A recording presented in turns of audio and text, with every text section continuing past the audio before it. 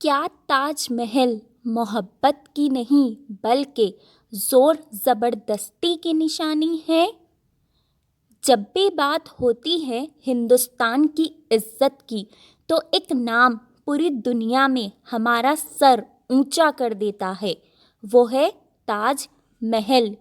ये सिर्फ एक इमारत नहीं बल्कि दुनिया के 7 अजूबों में से एक ऐसा अजूबा है जिसने हमारे देश को ग्लोबल पहचान दी है। खूबसूरत ताज महल जो सिर्फ एक मोहब्बत की निशानी है, इसकी शुरुआत एक पत्नी के लिए बनाए गए मकबरे के रूप में हुई थी।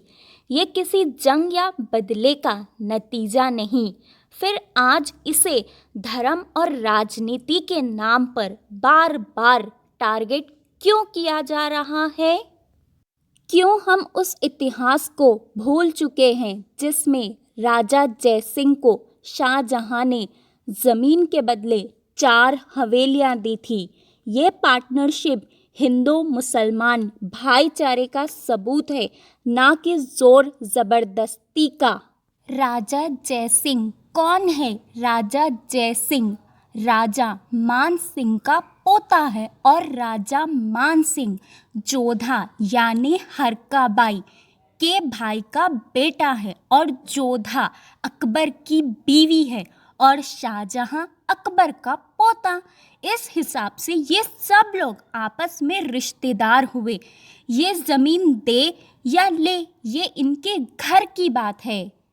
राजा जयसिंह तो वैष्णो धर्म के थे, फिर वहां पर शिव की तेजो महले मंदिर कहाँ से आई? और रही बात ताजमहल की, हमारे देश के पुराने दस्तावेज जो कि आज भी जयपुर पैलेस में मौजूद है, उसमें साफ लिखा हुआ है ताजमहल को बनाने की शुरुआत कब हुई, ख़त्म कब हुआ, कितने मजदूर लगे, कितना पैसा लगा, कितना टाइम लगा, कौन कौन सा पत्थर दुनिया के कौन कौन से कोने से मंगाया गया। जब हिंदुस्तान में ताजमहल बन रहा था ना, कुछ फॉरेनर हिंदुस्तान आए थे और उन लोगों ने तक अपनी किताबों में ताजमहल का जिक्र किया। हिंदुस्तान का शहंशाह अपनी बेगम की याद में एक मकबरा बना रहा है। फॉरेनर को क्या मिलेगा अपनी ही किताबों में झूठ लिखकर? पीएन ओक और उनके तेजो महले जैसे दावे बार बार कोर्ट ने खारिज किए हैं, फिर भी लोग इन्हीं फालतू बातों पर क्यों बार बार यकीन कर रहे हैं?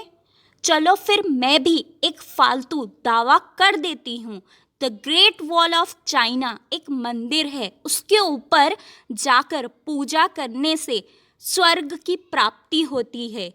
कुछ सालों के बाद क्या ये बात को भी लोग सच मानने लगेंगे? कुछ भी। वो लोग जो मुगलों की बनाई हुई इमारत को टूरिस्ट अट्रैक्शन बनाकर मक्खन खाते हैं और पैसा भी कमाते हैं और मुगलों की ही निंदा करते हैं। ये तो वही बात हुई ना, जिस थाली में खाते हैं उसी थाली में छेद करते हैं। मुगलों का खाना भी है और उन्हीं की जय जयकार भी नहीं करनी। वाह रे वाह इनका धर्म। पास्ट या फ्यूचर क्या ज़रूरी है? आज 2025 में हमारे देश में बड़े सैलाब आए, बेरोज़गारी है, महंगाई है, ये ज़रूरी मुद्दे हैं हमारे देश के।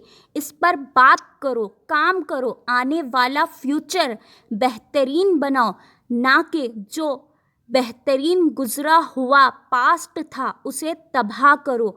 वही गुजरे हुए कल की देन ताजमहल आज हमारे देश की विरासत है, जिसे यूनेस्को वर्ल्ड हेरिटेज मानते हैं, उसी पर सवाल उठाते हैं।